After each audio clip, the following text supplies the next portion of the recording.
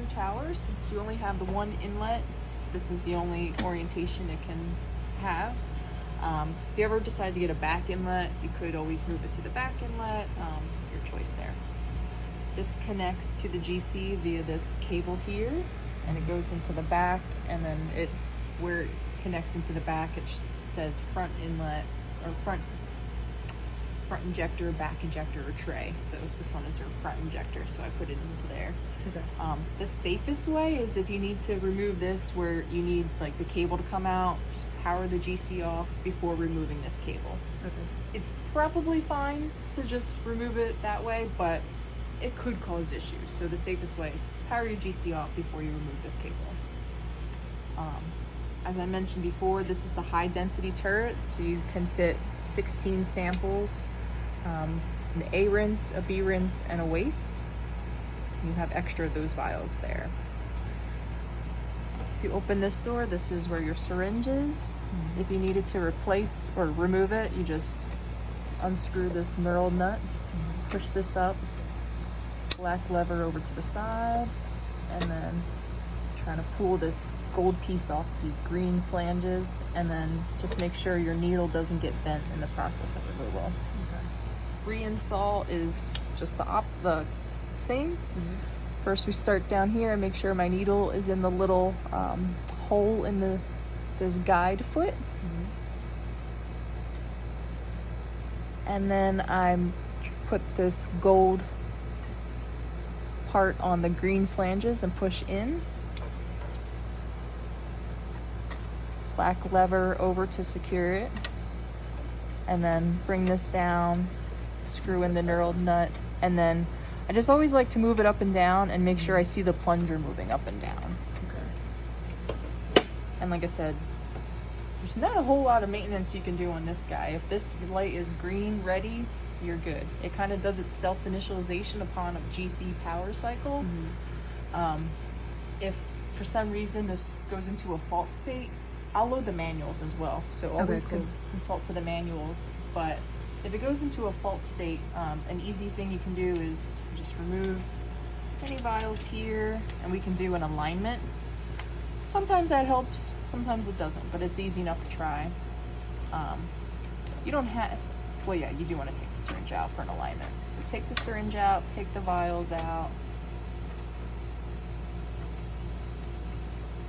Let that black clamp sit there, and it just kind of is a nice little home right there.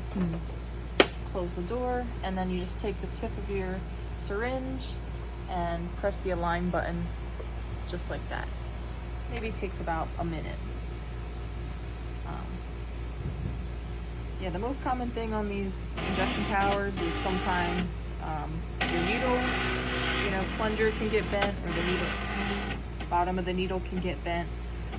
And if that happens, it's usually because this isn't sitting quite right. So you always want to make sure, like I had to kind of really work it to get it to sit down just nicely with this. For the moment, just testing this headspace because of this issue we discussed about the plumbing work needing to be done to connect this transfer line.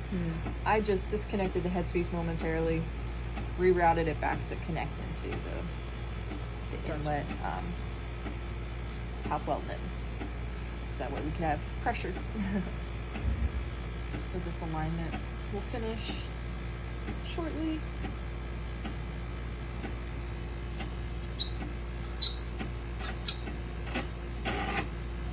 This is a 10 microliter syringe.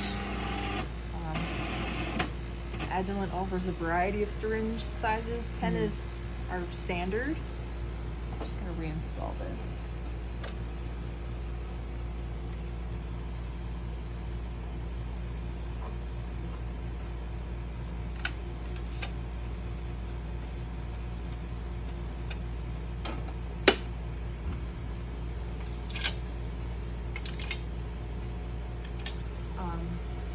But if you were to install, like, say, a 5 microliter syringe, you would just want to update the configuration with that change. So you can go to, on the keypad, configuration,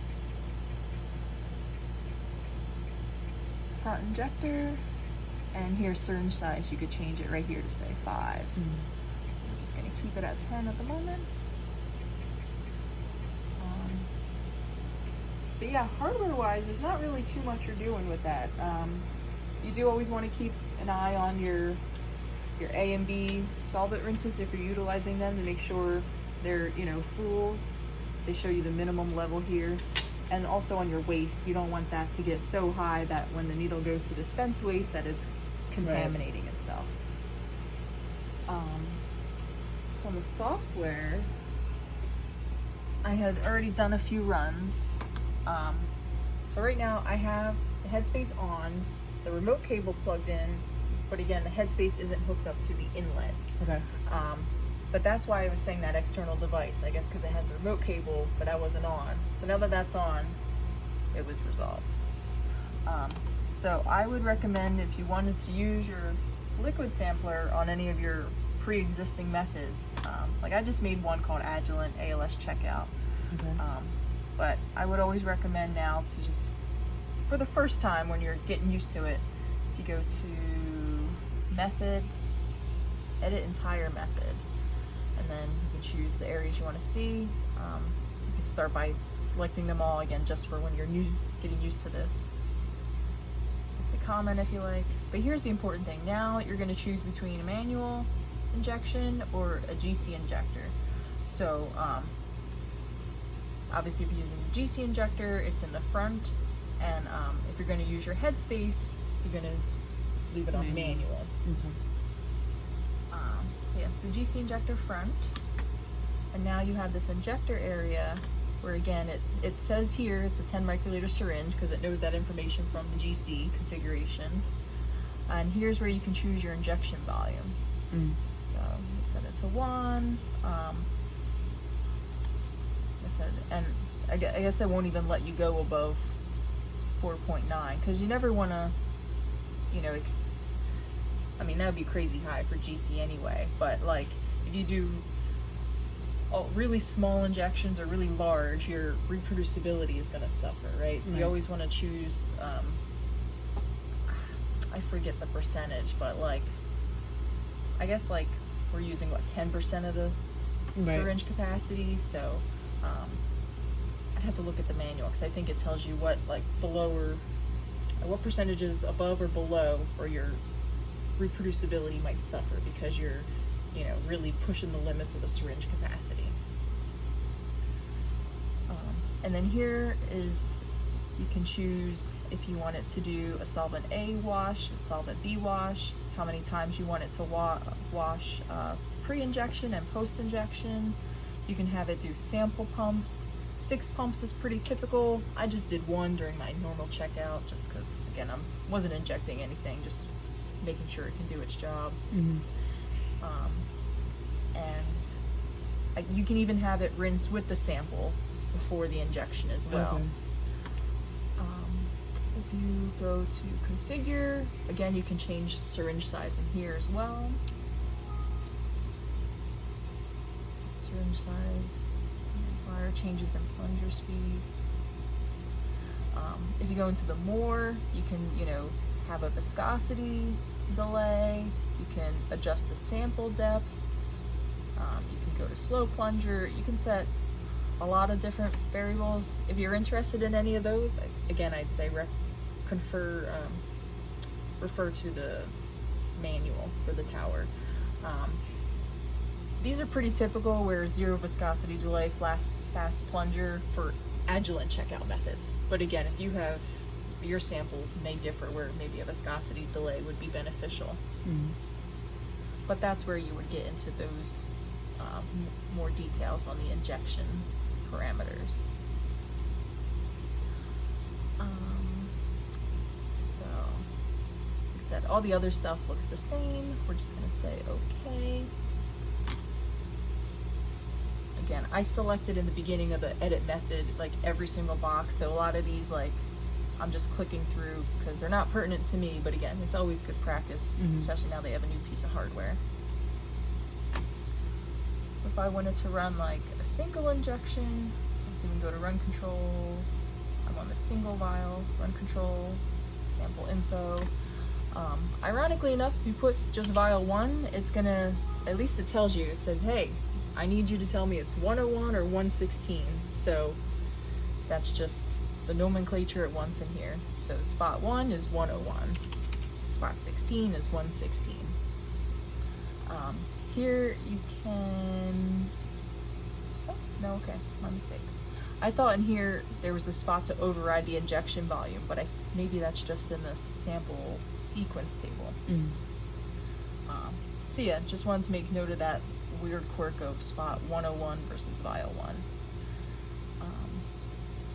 So that, and then we would just hit run method if you wanted to do a single injection. If you wanted to do the sequence, sequence table.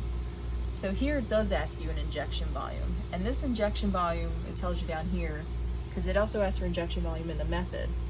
So if you put a different volume in here, it will override and use the volume here and not what's in the method.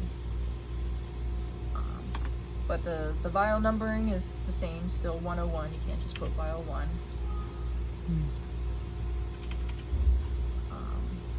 And you can specify how many injections per vial you want. So I guess, like, right, if you were just injecting vial 1 10 times, you could just put 10 here and it would do, you know, the 10 injections.